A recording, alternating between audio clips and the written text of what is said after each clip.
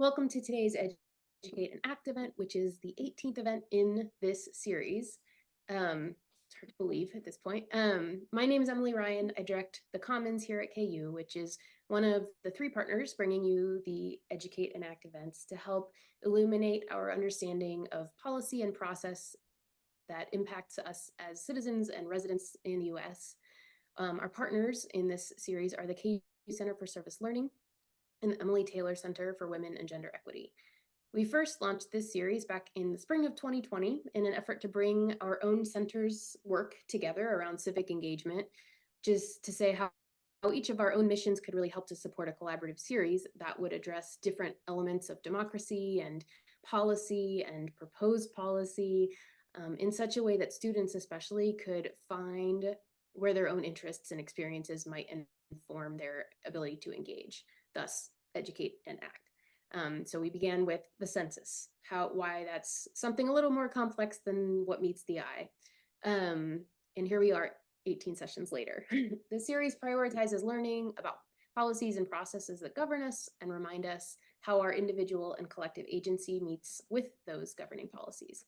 The specific event today was also created to align with the ongoing Climate Teach-In, which is a worldwide event happening at campuses and in communities all week and led by Bard College. And I see David Blockstein in our audience, which is amazing. Shout out to David Blockstein, who's one of two lead collaborators on this entire global phenomenon happening this week. So in conjunction with the Teach-In, KU has lots of events going on. I'm dropping two links in the chat right now. One is other events happening here in Lawrence and at KU this week, and the other is access to the global Bard College website for the whole worldwide Teach-In. So let's see. So today's discussion, why you're here, features three teachers, students, leaders, practitioners whose work is informed by and reciprocally informs an inclusive and expansive way of engaging issues related to climate justice. I will ask them a series of questions to kind of get our conversation started, and we really want time to engage with you. So please stay muted at the beginning just so we don't have any sound interference, and then also once we get to the end of the questions that we have already, we can open it up for more. Feel free to use the chat to enter those. We can call on you. You can raise your hand, whatever, to join the conversation. So I want to introduce very briefly our three speakers, who are Melissa Hilliard Potter, who's an artist and the creator of the Feminist Seed Bank and professor.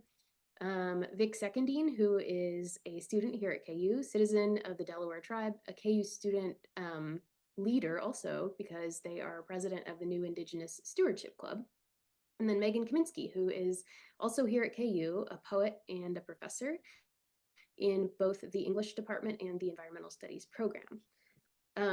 So with that, thank you all for joining. I think I might just start us by asking you to introduce yourself a little bit more fully and how the theme of climate feminism or inclusive leadership around climate work relates to your work. And Mel, I think you're first, Mel Potter, if you don't mind starting. Oh, sure. Sure. Well, first, I just want to thank you so much for including me in this conversation. It's an honor to be involved. And it's also so remarkable to me to have this topic brought into public space.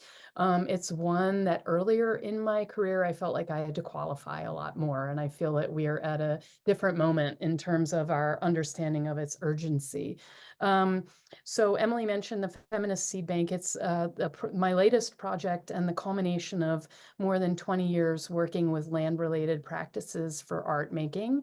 And it considers the dual endangerments of women's intangible heritage practices with plants that are endangered by climate change. It operates as a platform on a variety of levels. I'm building a database to record these practices at risk. It's an interactive project. And right now, I'm also working with Nisa Page-Lieberman, who's the curator of the project, through Monumenta. Awesome, thank you. And Vic, would you like to tell us more about what you're working on right now? Hey, Kulamosi Hamahach, Ndalawansi, Okehemukwe, Ok Vic Secondine, Nita Lenape. I said, hi, how are you all? My name is Moonlight Woman and Vic Secondine, and I am Delaware. I have a lot to say. I'm like, all the thoughts. But basically, I'll start with currently I'm a KU prep scholar, so that means I'm doing a small research experiment, and then I'll present it very soon. I think next Friday. Ugh, I don't like thinking about that. So that's coming up really quickly. My research is one that relates to climate change. I'm looking at carbon in the soils of the Haskell and the Baker wetlands, kind of looking at comparing the different like restoration methods. That's kind of, there's a lot more to it, but that's the wrap up. This will lead into like my dissertation work. So in the fall, I'm going to be starting my PhD program in ecology and evolutionary biology here at KU. And I'm going to be doing a lot more work with that. It's going to expand to cultural fire and prescribed fire, looking at methane emissions, like I said, carbon in the soil. What else was I gonna say? Yes, so restoration practices. And then of course I started the Indigenous Stewardship Club. I thought about starting it once I was in my PhD program, but I was like, I looked into it and I saw, oh, I don't necessarily have to be a grad student to start this. I can start it now. So I did. Basically, we have a lot of objectives.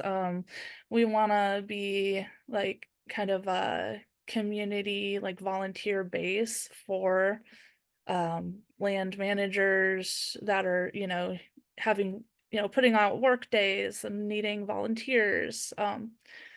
We also want to be a place for Indigenous students to feel safe, have, community at KU. And then I want to do workshops, bringing in people. I would do, host workshops myself because I am very crafty and I do a lot of stuff. But we have a few other people who have, shown interest.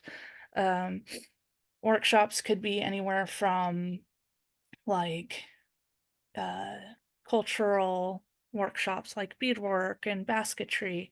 They can also be, more like on the land and water. So learning how to steward, and just getting back to our roots as Indigenous people. The club is open to all people though. It's not just for us Native students, but also allies as well. Yeah, so a big part of what I do is climate research, community collaborations, and so I just fit into this so well. So I'm so excited to talk. But yeah, I'll let someone else speak. That's a great introduction to some of the many things that you're working on. And Megan, would you like to give us a brief intro to what you're working on? Sure. My work is in eco-arts and eco-writing practices, and really at the intersection of queer ecologies, plant studies, and somatics, so thinking about theories and practices of embodiment. So my creative work and my scholarship are really informed by interdisciplinary research in social welfare, plant biology, philosophy, and theology, as well as previous work before I was in the academy in the healing arts and at nonprofit environmental organizations. So a lot of what I do as a poet is write poetry and publish poetry. So I have a few books. I have 3 books of poetry and 2 artist books. One which is Prairie Divination, which is also a divination deck, kind of a tarot. It's not really tarot, but it's like a tarot deck. It's an oracle deck around the plants and animals of the tallgrass prairie and thinking about what we might learn from them, seeing them as subjects rather than as resources or as background. And I also do a lot of work as I think of it as like community engaged research or maybe as a social practice. So that includes editing collections of poetry, nature poetry, and art for Humanities Kansas. We're working on a secret project right now, a third volume, which I don't think I should say more than that, but thinking about ways to engage a larger public that maybe doesn't either engage with poetry or with art, or people who are into both poetry and art but don't spend a lot of time outside encountering the plants and animals who share our common home. So really thinking about making those connections, and with my teaching too. So thinking about all of this being oriented towards community connection and healing and building liberatory futures together. So climate feminism fits into that in all sorts of ways. I'm sure you'll direct us more, Emily, with some questions, but that's a good introduction to what I'm up to. Yeah, I mean, I think that leads really well into this first sort of question for discussion, which is, if one were to ask you what it means to be working with an orientation toward climate feminism, what would you say that means? Anybody who wants to answer?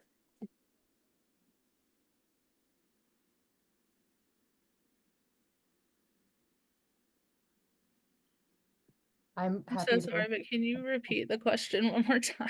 For sure, yeah. It's just, I'm just wondering about if anybody were to ask you what it means to approach your work with a climate feminist perspective or methodology, what would that you say that means?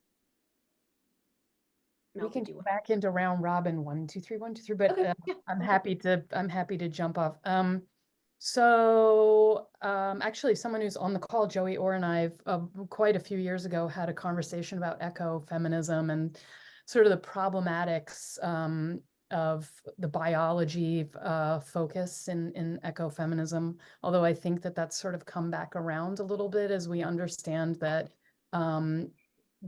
diversely women's bodies and the land are subject to extractive practices and to patriarchal dominations. But climate feminism for me is a process of understanding that foundationally nothing else can function until we address the question of feminism and the question of climate, that these things are inextricably linked, that they must be addressed. And I also believe that feminism gives us the nomenclature and the taxonomy to address things that patriarchal culture cannot. We are in a severe moment of decline around these conversations. And so feminism certainly is a complicated word. It's one that is correctly questioned in many different ways. But I think as feminists, as long as we maintain our inclusiveness around the different styles of feminism and understand that they are intersectional and need to work together, we must invoke a climate feminism to survive into the future, to even dream of or have a future.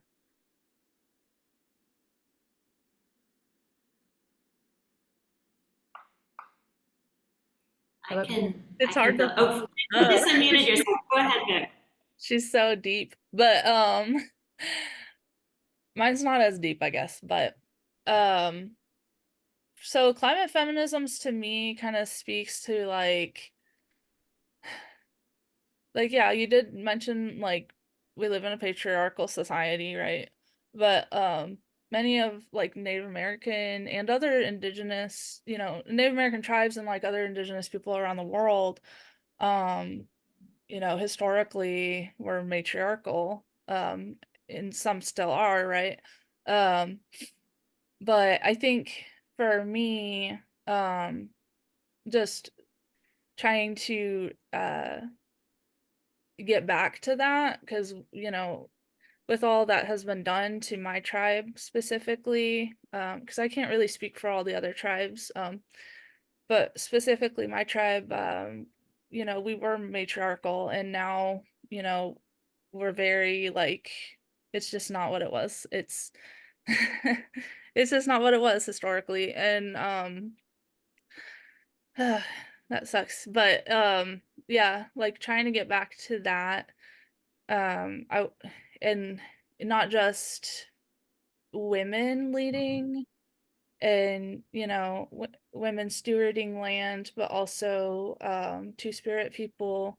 That's something really like on my heart, is that that's something we have lost connection with our cultures, is that like we don't speak enough about our Two-Spirit people, and we don't uplift and hold in high respect our Two-Spirit people like our ancestors did. So yeah, like climate feminisms is women-led, Two-Spirit-led, and other feminist peoples leading, like stewarding the land, and climate change research.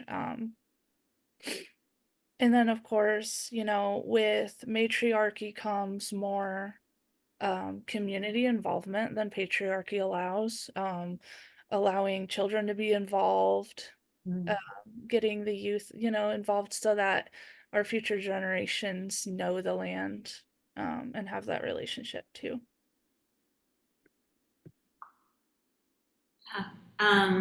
I guess I'll add in my orientation, and I really think of climate feminisms as a starting point, maybe, for a more expansive intersectional approach. I mean, I think Mel was nodding to this, and Vic too, the kind of some of the negative associations with ecofeminism, and thinking about like a biological essentialism and who gets left out of that, and also who doesn't want to participate in that. The idea of equating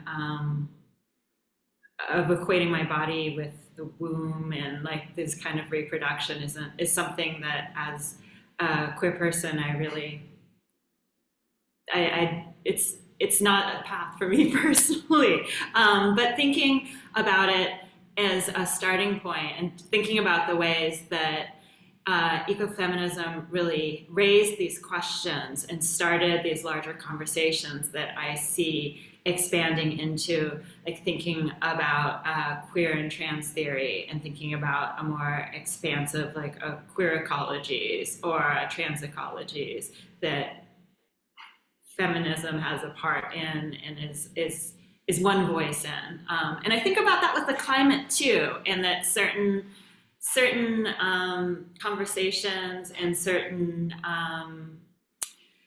disciplines are really interested in focusing on the climate. And I think I'm not saying that's not important, it's very important, but I'm also thinking about the ways in which that, to me, frames the conversation as more of a scientific or technological question and problem. And it's a cultural issue that's causing the way where all these problems, and I don't think we can think about the climate separately from the culture that produces these problems with the climate. And we had this conversation just a little while ago with Emily, with Kelly Matsunaga, and thinking about how extinction is something that happens. It's a process of evolution.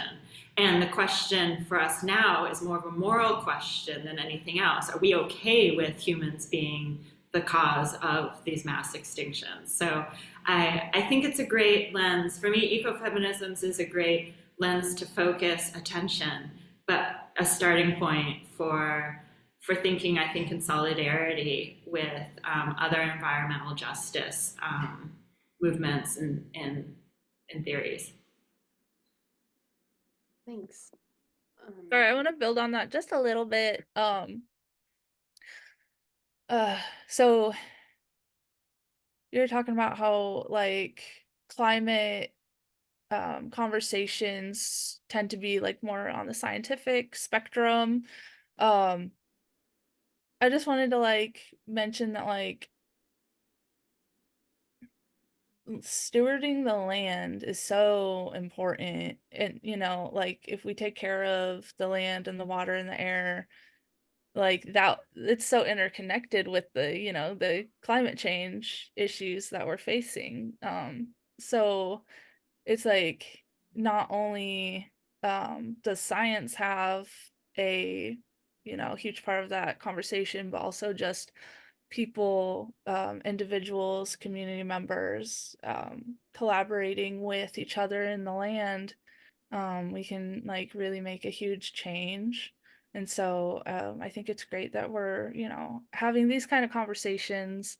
You know, I want people to realize that like you can make a difference, like even if you're just one person. You don't have to the world isn't on your shoulders, but even just taking care of like one relative, and I'm talking about like plant relatives, or any of our living relatives, more than human. um just taking care of one, and like that's a good deed that you did. But yeah, definitely like community involvement and stewarding has a place in climate conversations. I wonder if I could go from that into another question, which kind of is an opportunity for you all to connect what you talked about at the beginning when you introduced yourselves and your work with what you have also just now sort of described as a sort of guiding principle for why you do the work and how you do the work. And I've heard multiple of you mention the word care or stewardship, and I'm wondering how that might show up in your work, but also how your work aligns with these other principles that we're talking about too. I'm happy to jump in, partially because I'm teaching a class on care practices right now, so it's very much at the top of my mind. But I think about, my poetry and also the public programming that I'm doing as helping people to realize the reciprocal care relationships they're already engaged in, and to really value them, and seeing those as starting points for a more expansive community care, and thinking about that as caring for not just our human community members, but our more than human community members, and seeing these very small things that Vic was talking about, right? Like caring for one relative as a starting point, and to thinking about care not just as something that we do as a duty, but as something that enters us into a larger circle of belonging and really allows us to fully inhabit ourselves in a larger, more authentic way. So thinking about the care that we receive in caring for others and engaging in a larger network of care. So yeah, I'm really interested in that work, and we're thinking about creatively creating versions of our world or entry points into our world that are a little different than maybe we generally encounter it, and having that be an opening. That's yeah, a really wonderful way to put it. I'd love to build too on some of I mean, you all have so many. I've been taking notes like crazy here, but the interdisciplinary aspect of this is super important to me, because care is not an abstraction in the communities where I work. The women constitute, and I'm sure can be expansively diverse women, but women are the majority of the world's poor. And so when we engage and interact, it's through interdisciplinary networks that I've been able to be responsible and ethical about the ways in which I provide care, if I can say that I provide care. But I tend to rely on large networks to help me do that work. Part of it is because in the arts, in the visual arts, we don't have a code of ethics. So the ethnographers that I work with have guiding codes of ethics about, not always followed, as we know, but they do have principles of interaction.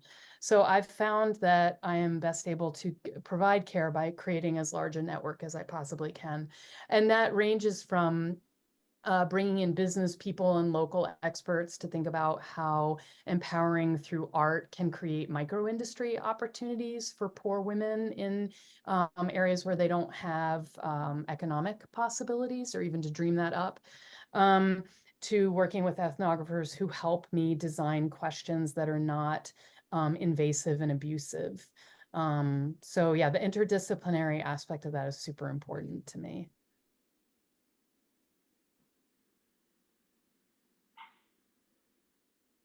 specific. Do you want to say anything about that? You don't have to. I feel like I had a like strain of thought, but I lost it. So if it comes back to me, I'll say something, but We're working in circles here. Don't worry. I'm sure we'll touch on it again. Um, okay. Well, I think again, really interesting threads here, and I wonder if you could talk a little bit more too about how these different modes of different only because they're non-dominant, I guess, in the sense that they're the practices or methods that have been recognized a lot in systems that tend to be in charge.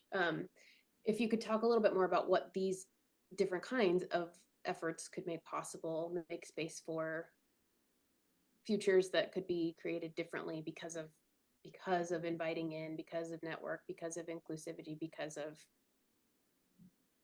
being orienting yourself to the work the way that you are. yes. So I mean, definitely like I think that uplifting matriarchy and like feminism in this type of work, you know, it opens opportunities for other people who aren't being heard or not having space in these kind of things. Like for example, I mean, obviously like Native American voices are being heard more and more when it comes to like restoration, because we do have like ancestral memory and other types of memory too. Like the land holds memory for us, like with um our own indigenous research. We're able to like reconnect with the land and restore knowledges that have been lost. Um, and so that's like just one example of, one minority group that is being uplifted in this way. But also, like I mentioned, like youth voices are being uplifted too, where feminism holds space for children, like in a way that patriarchy does not. Um, so we're able to like allow the children to have leadership and building relations with the land. And then that can be carried on through generations, making the world better, just uplifting everybody. I think it's just like we're so connected. And I think that like uplifting people will, and everyone having a voice will affect like the, climate situation, because we're gonna have more people like on the land, stewarding the land. But yeah, I think I'm just babbling now, so I'll just I tend to do this. It's But that was such a genius. I mean, that's a totally genius statement and I haven't articulated it well myself. Feminism holds space for children and for their leadership. And, in the arts, we have phobia of anything that engages children. It's automatically demoted. And of course, this is ultimately a feminist labor issue, right? The gendering of child care means that it's not valuable to engage with children. And then the lines in the art world are, if you're working with children, it's art education. If you're working with adults, then it can be in the museums. So I love that statement. It's very beautiful, and it's an important one. And it also reminds me about different styles of education, in Montessori and certainly in the Indigenous community, and of which I'm not an expert, but I'm becoming increasingly aware, thanks to the more careful attention today in the academic communities around Indigenous knowledge.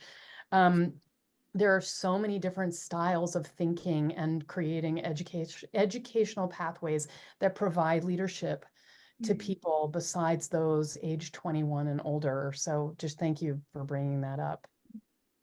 You made me think of like our styles are largely like oral history is taught, like from generation to generation, like grandma's teaching grandchildren how to, I'll just throw something out like how to do beadwork or whatever. Um, and just teaching cultural ways like that. And also just like we know our relationships with, stewarding, that because that's taught generationally. And that's just like another way. I think that like oral history has been kind of what words do I want to say? It's like invalidated, like in the greater like the way this society works is that it's like if it's not written down, it's not valid. So I think this like speaking about this, I think it does make space for that. From I guess I just want to bring up like these different ways of being, even if it's not like the way the world is or our current society looks at it. It doesn't mean it's any less valid. And these are things we can bring back and bring to the forefront a little more through climate feminism. I mean, building on what you both just said, I think about one of the things that that this approach can do is thinking about ways to dismantle patriarchal and colonizing hierarchies of knowledge. So thinking about what you just said, Vic, about oral histories. And we have all these kinds of knowledges that inform the way we live in the world, like our intuition, our embodied knowledges, our ancestral knowledges, our familial knowledges, right? And all these things are somehow, not somehow, I mean, the patriarchy, colonization, right? Like thinking about they're excluded from what is considered valuable or verifiable. And I think about this work, there's a doctoral student, Cesar Estian, who's a doctoral student at UC Berkeley. And he gave this talk that I shared in my queer ecologies class about what happened. So he's a scientist and he studies urban ecologies and he studies coyotes specifically in San Francisco. And he talked about taking a queer ecologies class and how it changed the way he thought about his research. And he was able to question a lot of the assumptions that scientists were using when they were analyzing data, a lot of these cultural assumptions that were they're really problematic, right? And it was viewing coyotes causing damage to private property to them being dangerous and thinking about, what kind of settler colonial values inform thinking of private property as being equal to, to a sentient being, or thinking about the ways that the coyotes were being spoken about that really mirrored language about undocumented immigrants to the country. And so I think that these conversations open up different ways of viewing the world and ways of saying, hey, this isn't like the way we have to be doing things.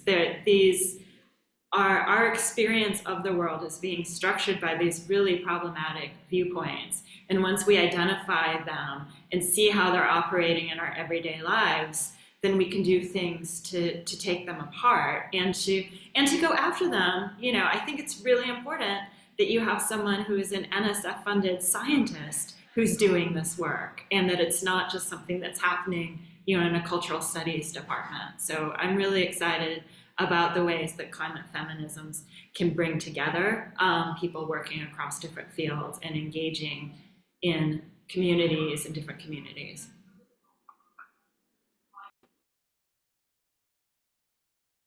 That's really brilliant. And thanks for sharing that example too of the research that he's working on in California with the coyotes. I'm thinking about specifically with this series, the ways in which the learning that we're doing by having these kinds of conversations can also help inform action or help inform people's orientation to the work. And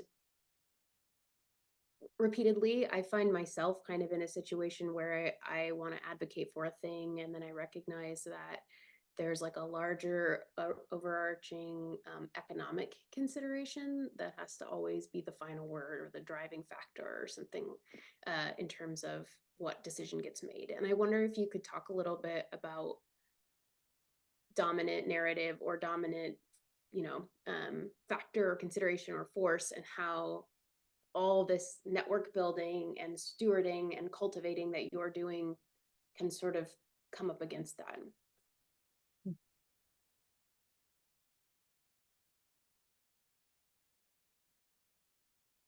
I mean, I can just throw out there that for me, I'm still working on this question in a good way. I'm still really trying to articulate towards that idea, which is to say that my work talks a lot about loss. And I'm really right now trying to focus on what precisely is at stake. I can talk about what's at stake based on my somatic familial knowledge of my life and how it relates to other women and how we communicate through these land-based practices with one another and why that's important to culture. I love what, I love what Megan had to say too about sort of getting away from purely the cultural aspect, but that's my area of specialty. So again, I'm really looking to interdisciplinary players to help me make those articulations. But I'm still trying to really hone in on this idea of, I know that it's mission critical, but I'm trying to create the framework around what precisely is at stake right now. In the loss of this knowledge, right? So, I think one of the problems in anthropology, ethnography is there's a certain sort of nostalgia, and there's a way of sort of packaging these things historically that can be really toxic. So we have a new program. It's not so new, but they have a new storefront organization, the Center for Native Futures. And I think in the art community, what has been so fascinating is a future focus. Chicagoland has both the tradition of Afrofuturism, and now the Center for Native Futures is thinking about taking these processes that we think of as being entirely historical and bringing them into a context that can make them relevant to a future. That is what I hope to accomplish with the Feminist Seed Bank. But also, I think it will require interdisciplinary engagement with scientists to really bring to the fore what is lost. I look to artists like Kelly Church and the writer Robin Kimmerer to help me understand the ways that, for instance, intersectionally, the work of Black ash basketry can help us overcome the loss from the emerald ash borer and how we will evolve into a future. I think that's actually a really perfect model of thinking about the future tense with what we're talking about. I really appreciate that framing. Thank you. Because I think I was focusing so much on what is possible, and there are some audiences that doesn't convince when it comes to putting funding towards something or making a decision about something. But what's at stake is a different way of framing that is heard differently with different crowds. Yeah. I want to invite folks, if you've got questions, whatever this conversation is kind of bringing up for you, feel free to enter things in the chat or raise your hand if you want to join in the conversation. Otherwise, I'll just keep goading us along. But I appreciate, Mel, I appreciate you bringing up the work of Robin Wall Kimmerer, and I'm wondering too if other people, leaders in this area, come to mind for all of you. Who are you looking to for inspiration or for models in terms of how you are doing the work or how you want to communicate about the work or share the work? Okay, I'm gonna jump in because I vibe with Robin Wall Kimmerer. So woo. But there's a quote by her that I constantly bring up because it's basically like my worldview in a nutshell. But it's something along the lines of, as we work to heal the earth heals us. And I just love that quote so much. Oh, I have the book right here. But yeah, great book. Oh, you have it too? Nice. We're just sitting here with it. But yeah, like I feel like that quote is always on my heart, because it just reflects my worldview so well, and it keeps me kind of grounded and centered in like what kind of work I want to do with my life, you know. Because like as an Indigenous Native American person, like stewarding the land is, a part of my cultural like identity, basically. Like it's so ingrained. And so I want to be able to like heal the earth in the best, way that I can. And I do feel like that reciprocity, like that relationship of like healing the earth and healing the earth healing me. And when it comes to like stewardship and care, I view it as much more than just stewarding the earth or stewarding, land, water, air. I think it's that, but it's also like stewarding ourselves, stewarding our communities, even like stewarding our cultures, because doing this is not just like healing me on the individual level, but it's also healing a part of my people, as a whole. Because we're able to like heal from that ancestral trauma and our own individual traumas, as we like care for the earth, and it's all just so interconnected. Yeah.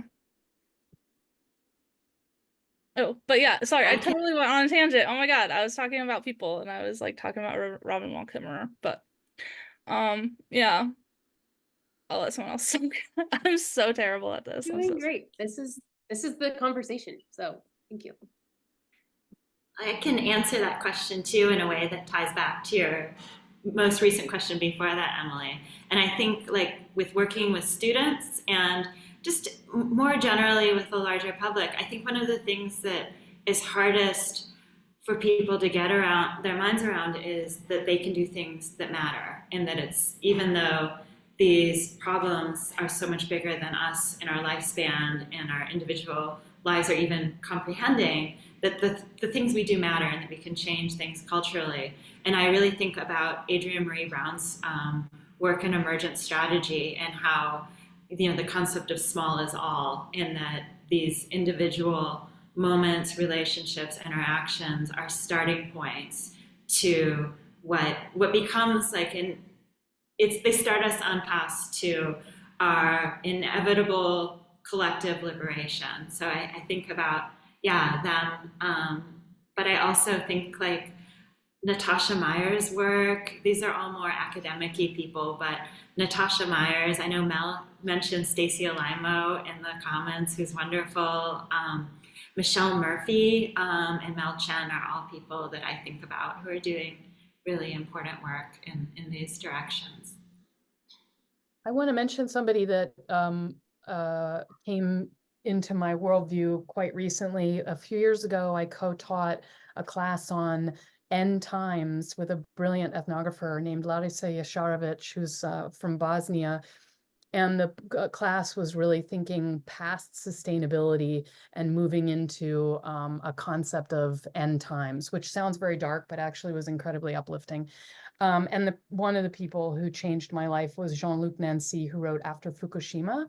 And what I realized through that book was he provides a completely anti-patriarchal concept of inextricable endangerments and inextricable problematics. In capital culture, we think of a problem and a solution, and we approach everything that way. And in our daily lives, we approach everything in that way. And that was really liberatory for me to think about, okay, if we have a problem, we have to consider it in a broader network. It makes it more complicated, but it also makes it more just, I think, if we move towards it.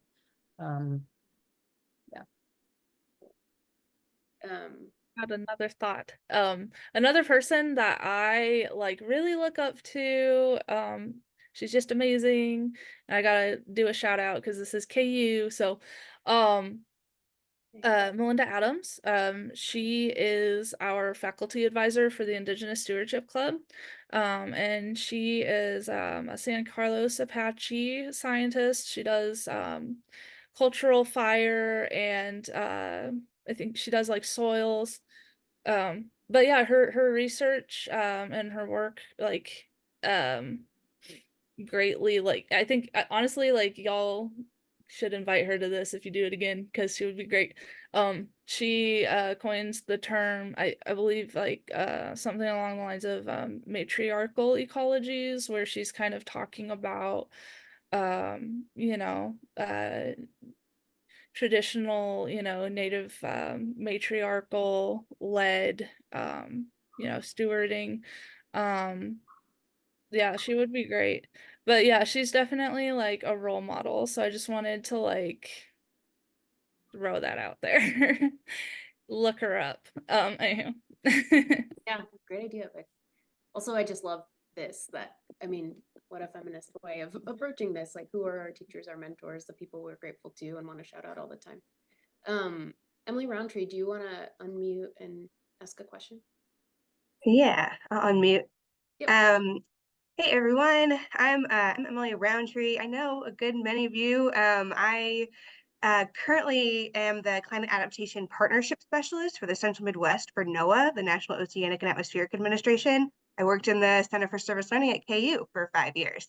So it's good to see y'all. But we were talking about how more attention is being duly paid to this work and this field. And I just kind of wanted to draw attention to a funding opportunity because, you know, money in this line helps. There's a new NOAA, it's called a CAPRISA, Climate Adaptation Partnerships program based out of the University of Iowa. And all their funding, the majority of their funding is going to be based on community grants for women in agriculture and climate adaptation being done by Indigenous and tribal communities. So very much this conversation. I'll drop the link to the team in the chat. That also the PI is an anthropologist, which is also new for this type of team to be PI'd by an anthropologist for NOAA. So I think they're recognizing more of the type of work that's being needed to be supported. So also the RFP comes on quarterly, and it's so new that it doesn't even have a website yet. So I can send you the RFP if anybody else is interested in it, but just wanted to share that opportunity. Thank you. Great. That's really helpful. And yeah, send it to me. And then if anybody's interested, you can just let me know in the chat or direct message me or email me or whatever later. I think actually there might be a relationship to what Emily just shared and a question that Amy June has in the chat. Amy June, do you want to ask or do you want me to just do it? You're welcome to unmute if you want. Sorry guys, I'm on the move, but yeah, thank you so much for this conversation and facilitation.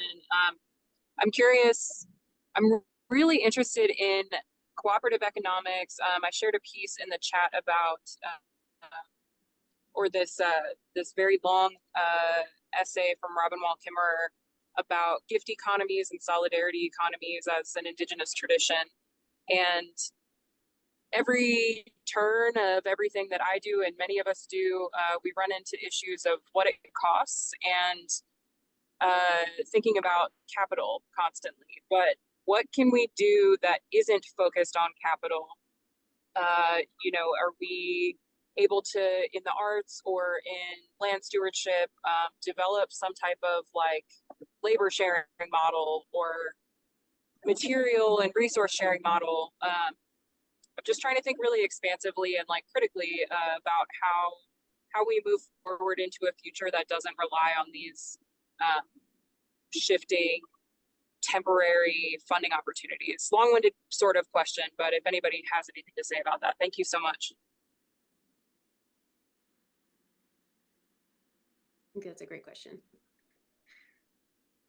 I also imagine that you're probably one of the people putting this into practice in post. So, Mel, is this something that connects to? Yeah, I mean, I think it also leads to Joey Yeah. Orr's question, a little bit. I mean, I can speak about it from my micro experience as an artist, which is that my work is really invested in distribution, open sourcing, and not making my work part of commerce, which is kind of a tough row to hoe because the art system is so much about putting your things in a box and making it for sale. And I've paid a price for that, a big one actually. But I think that there are micro distribution tactics, which are creating print-on-demand publications that can be freely downloaded and distributed, making partnerships with K-12 and university environments where people can use that material,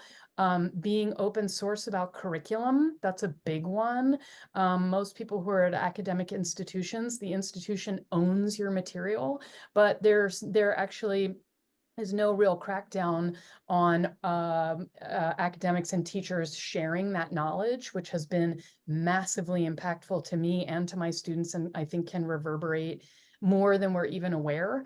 Platforms like academia.edu that allow people to do download. And I love making artist book objects, but I made a decision with Feminist Seed Bank, despite my, I have to work on it, wanting to make it into a book, that the internet right now is the appropriate space to create the kinds of open sourcing that I think is important. UNESCO has an incredible model for their intangible heritage program that is so beautifully designed that you can click into it and start seeing interconnections and networks. And so I'm totally fascinated with creating a system that looks like that. But the online environment is really important, I think, for open sourcing. Yeah, I don't know. I think maybe this is a question that being in the arts and the humanities, less interactions with these big funding sources. But I think about the ways in which academia as a model and maybe writing and arts markets as models really are based in these kind of, in a lot, not based, the university system doesn't encourage collaboration and doesn't encourage, like, I was thinking about like practices of citation and thinking about how Vic brought Melinda Adams into the room. And I'm thinking about like Imani Wadud's work with Black feminist citational practices, someone who's a doctoral student at KU, and thinking about the ways in which we present our work and share our work, and the ways you can do that in generosity to others in a way that's expansive and pointing other people to others in the field and creating networks that way, as being a really important step towards, yeah. So I'm sorry I didn't really answer the question, but there aren't a lot of funding, big funding sources like this available to poets. So No, that's Sorry. I'm sorry. I was just going to jump in and say, you know, I used to co-organize Zine Fests in DC and Richmond, and Chicago Zine Fest being massive, obviously. And I look to those kind of self-publishing sort of methodologies, if you want to use an academic word, as a practice that flies in the face of you know, these capital structures that in order to make work and in order for it to be valid, we have to go through a publishing house and these sorts of things. So yeah, I think that's totally relevant, and I appreciate your thoughts. Thank you. I was just gonna bring up, like, obviously I'm young and like new to all, like I haven't been writing, like I haven't been doing like big grants or anything because I'm a student, but I think just like on a smaller scale with just like maybe just like smaller projects or whatever, I just wish like we would get back to doing more like trading and less like monetary trading, like it's I'm talking about like trading, goods and services. Um, like I guess an example I can think of is well, Amy, I know that you have a farm, so I'll just use you as an example. Say you needed extra hands to help you with a project. Bring people in, people like me could say like, I will, work for you for a day, and in return you could like offer me a meal, or I don't know if you do any like crafting or anything. It's like you could offer, um say you make baskets, you could be like, I can give you this basket I made or whatever. I don't know. Just as long as like the people involved agree that it's like a good trade. And like I feel like trade is like so much better for like community building and collaboration anyway. Like money just needs to go away. Because we're building relationships that way. So yeah, that's just my little Can I butt in one more time? Yeah. Go for it. I was going to say, Vic, Indigenous Stewardship Club is exactly that sort of model that I'm thinking about when you talk about building a volunteer base of like experienced land stewards or early career land stewards who can learn from each other and apply those kind of in kind and in a good way with other community partners. And I think it's so genius. And I thank you for that work. Okay, I'll stop there. Manishi, thank you. Well, Yeah, I mean, I think we need to build new structures, like, because there are also ways where this becomes a feminist question, right? And who gets asked to give their work for free? And I know within university systems, oftentimes creative folks are asked to donate their time and ways in that their labor isn't respected in the ways, and this also happens a lot to women getting offered less money to give talks. And so I think it's this real need, and I think that Vic, your comments were getting is to build new structures, right? That it's not that we need to reimagine the ways that we do these interactions rather. Yeah. You all are making me think that we need to have a second part to this conversation and invite in Amy June and Amy June's colleague Aubrey and Melinda Adams and these folks that we're all invoking in the room right now too. We're at 1 o'clock, so we're out of time, but I wanted to ask if each of you could just let us know where to follow up with your work or where to catch your work somewhere happening soon or on a website near us, someday nearby. Yeah, so I have a poster presentation next Friday, I believe, at the Haskell KU Symposium. So I'll be presenting my KU prep research in the Haskell and Baker wetlands. And then also I can put in the chat like the Indigenous Stewardship Club Facebook and email, so that if people want to like join us, you know where to reach us. Thank you, and good luck next week.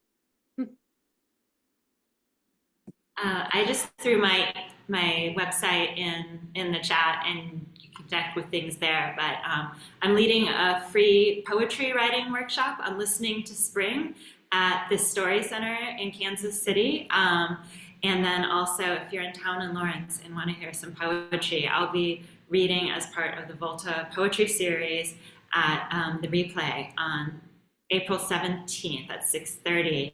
And there's an open mic beforehand, so please come and bring your poems so we can all read together.